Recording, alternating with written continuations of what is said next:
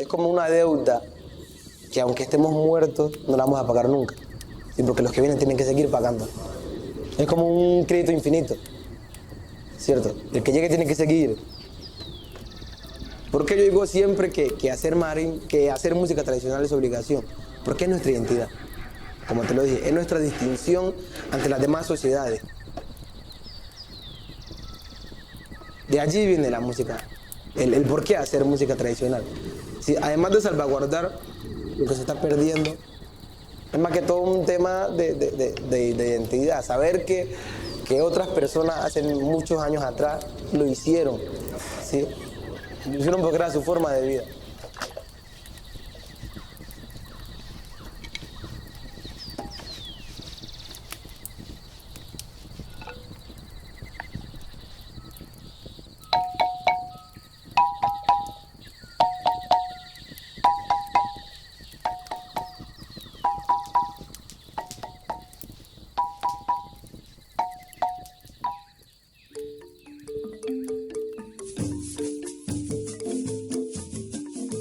Cultura, esas tradiciones que trajeron nuestros antepasados, nuestros ancestros, vinieron desde África.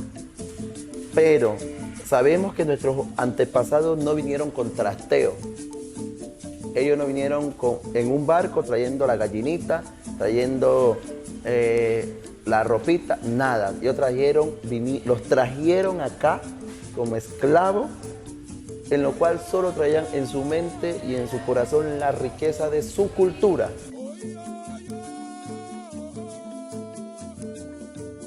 La música del Pacífico sí fue creada, inventada acá. Lo único que no se inventó fueron los instrumentos, que sí lo trajeron en la memoria y la reconstruyeron aquí en el Pacífico colombiano. Donde realmente en el Pacífico colombiano, sur colombiano, renace esta música por primera vez. Lógicamente que fueron de esos ancestros que llegaron a Barbacoas, Nariño, de esos que huían de las haciendas, de esos guerreros que se escaparon por el río Telembí, iban llegando a Tumaco, a Ecuador, Esmeralda. Entonces fueron esos ancestros que salieron de allá, principalmente de Barbacoas. Ellos fueron inventándose las melodías con los cantos de los pájaros, con el sonido de los mares, con el sonido del río, todo ya fue con el entorno.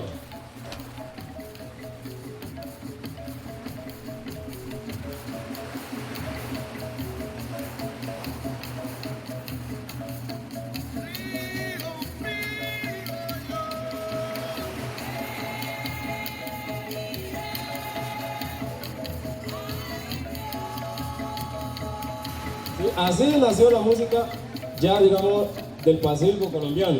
¿Sí?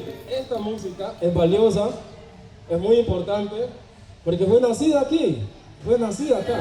La marimba ha sido declarada por la UNESCO como Patrimonio Inmaterial de la Humanidad, la marimba y los cantos tradicionales. Entonces es importante resaltar que los cantos de marimba son cantos que nos llevan a nuestros ancestros, que nos trascienden a nuestras raíces. Normalmente en una familia el papá empieza a trabajar la marimba y ese saber le queda al hijo y luego se empieza a trascender esos saberes, poco a poco se va dando en nuestra familia. Acá hay siempre los luthieres, son luthieres porque sus abuelos, sus ancestros les enseñaron a construir la marimba y cómo se afinaba y cómo se tenía que elaborar cada una de las tablillas. Con esos métodos ancestrales, tradicionales, digamos, fueron criados todos nuestros padres. Hoy en día esos mitos y leyendas, esa educación que se tenía de los valores ancestrales, digamos, la sociedad hoy en día no lo vive, no lo convive por las nuevas tendencias y tecnologías que se brindan hacia el mundo, a las nuevas generaciones. Lastimosamente, a nuestros viejos no les gustaba que los niños estuvieran en esos espacios, ¿sí? Ellos eran muy celosos con su música, ¿sí? Entonces, la transmisión del saber, o sea, en cuanto a opinión personal, yo creo que por esa parte se hizo un poco más difícil, ¿sí?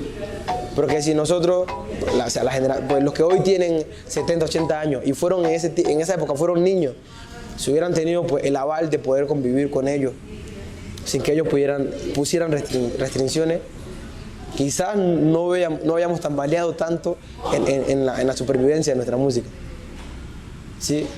Entonces, en ese entonces pasó así, pero hoy ya no pasa así. Realmente nosotros vivimos en una idiosincrasia muy especial, en donde todo el entorno que nos rodea siempre es arte, todo se celebra con música. En el caso, por ejemplo, de las fiestas patronales, el caso de las noches bohemias, y todo eso nosotros lo estamos viendo desde nuestra crianza propia hasta que llegamos a la edad adulta, de modo que cuando empezamos a crecer, algunas cosas se nos salen de manera natural sin saber que las sabíamos.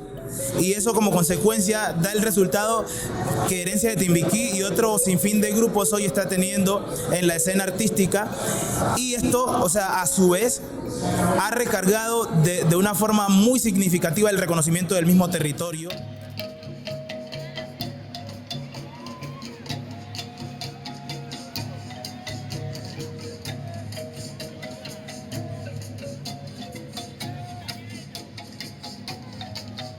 La marimba tradicional está afinada de acuerdo al oído de cada constructor de ella tradicionalmente, porque no es afinada con un afinador, sino a oído. Entonces, de acuerdo a mi oído, yo así mismo busco que me dé, entonces nunca va a sonar igual a las otras marimbas de los otros maestros, ¿sí?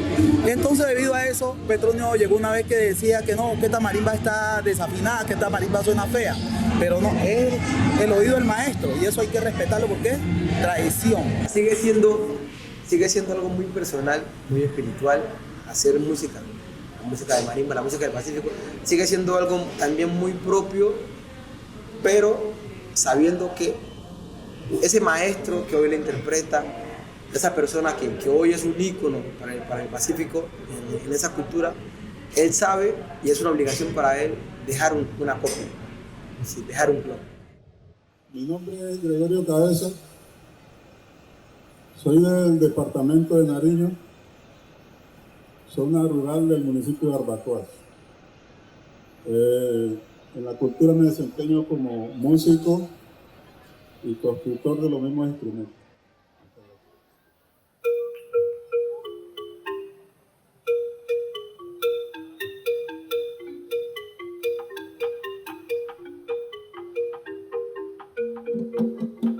Hoy en día, digamos, la marimba como instrumento es materialmente es lo que nos identifica, pero esa identidad a la marimba se la da el ser, el hombre, la mujer afro del Pacífico.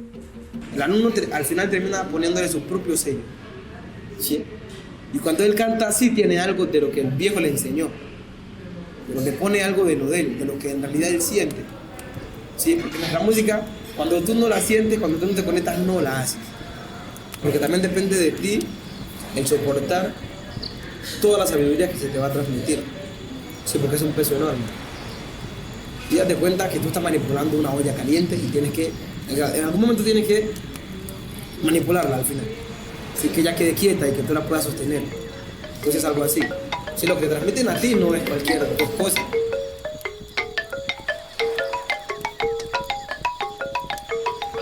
La marimba fue sometida a un entierro vivo con el padre Mera, que subió por todas estas costas de Nariño.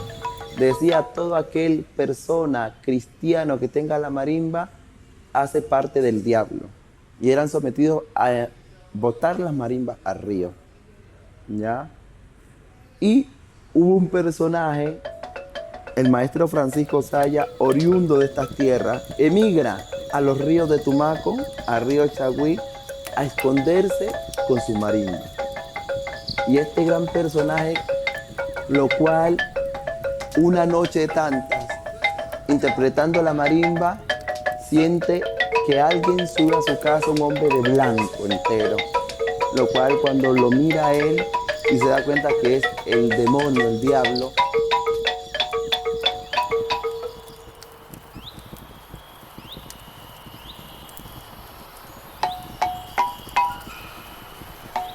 él esperaba en la noche que el duende tocara la marimba, y cuando el duende dejaba de tocarla, inmediatamente iba y cogía los palos, los tacos de la marimba, para que ese saber y ese conocimiento le quedara.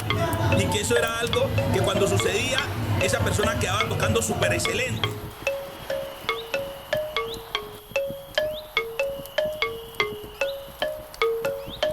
Y siempre que hacían estos bailes de marimba, el diablo estaba presente, ¿ya? ¿Y quién era que lo descubrían? No los viejos, sino los niños, que en lo cual no eran permitidos a ver esto, ni escuchar los bailes, sino cuando lo hacían en las casas, por las endijas, los niños de aquel entonces miraban los bailes, miraban bailar a la gente desde su cuarto, y los cuales se daban cuenta que el diablo estaba por ahí y eran los que alertaban a sus padres.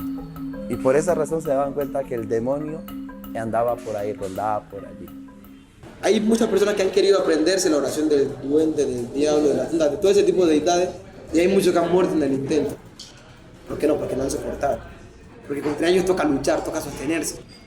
Si esto no es así por así. ¿Cierto? Entonces, ¿yo cómo te explico eso? En realidad no sé. Dicen que lo ven, pero para mí es un ser abstracto.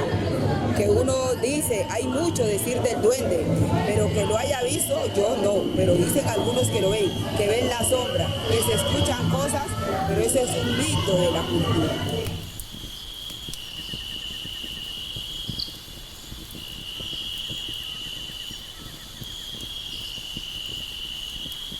No lo vas a entender, ¿sí? Porque todas las experiencias vividas no se logran contar, no se logran compartir, ¿sí? Entonces allí en eso raro, en eso que la gente llama, que tenemos conexiones con espíritus marinos y todo eso, es allí donde está la esencia, ¿sí? Es allí donde está el porqué de lo de nosotros, el porqué a seguir luchando.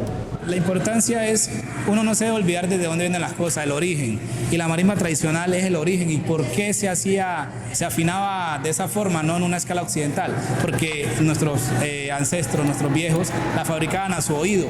Ellos no tenían ese conocimiento occidental, entonces la fabricaban a su oído. Y esa marimba es una marimba de sensaciones. Es bien importante esta marimba porque de aquí parte a la hora de fabricar la marimba temperada. Entonces entendemos que debe tener de una u otra manera digamos que esa mística, porque la marimba tradicional, como decía el maestro Gualao, que en paz descanse, es una marimba pensatónica, una marimba que piensa por sí misma. Cuando uno lo afina tradicionalmente, cumple muchas funciones, ¿sí? Es muy importante, o sea, es muy diferente cuando uno ya con un afinador y hace una marimba temperada, ahí ya no hay magia, no hay nada, ¿sí? Cambia ya la marimba tradicional, sí, porque uno va trabajando con el agua, con la medida del agua, los canutos. La marimba temperada ya es una marimba que ya tiene una estructura y uno tiene que hacer que esa marimba piense. Si no se continúa con esa afinación, pues felizmente no hay memoria, no se puede decir, así este instrumento lo dejaron nuestros ancestros, así con esta afinación. La invitación más allá de cualquier cosa es reconocer que primero fue la marimba tradicional, pero también reconocer que para que la marimba y la música del Pacífico avance, hay que temperar la marimba y hay que hacer fusiones, siempre reconociendo la tradición y siempre haciendo las fusiones. ¿Cómo se lleva esa cultura, esas tradiciones en toda su mística y aporta a una sociedad que en lo cual a una creencia, a un territorio, a una dinámica social, étnica, de una economía? A veces los padres tratan de enseñarle eso a los hijos, pero hay hijos que no le prestan atención. Y respeté a los que sí sabían. O sea, y hoy que ya tengo esa conciencia, que ya sé qué es lo que me pertenece, qué es lo que me dejaron mis viejos, puedo decir que fui un tonto en esa época. Fui un niño, sí, que no supe reconocer lo que ellos me decían.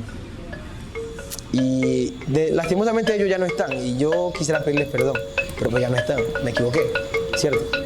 Entonces, la única manera con la que yo puedo pagarles a ellos es hacer lo propio.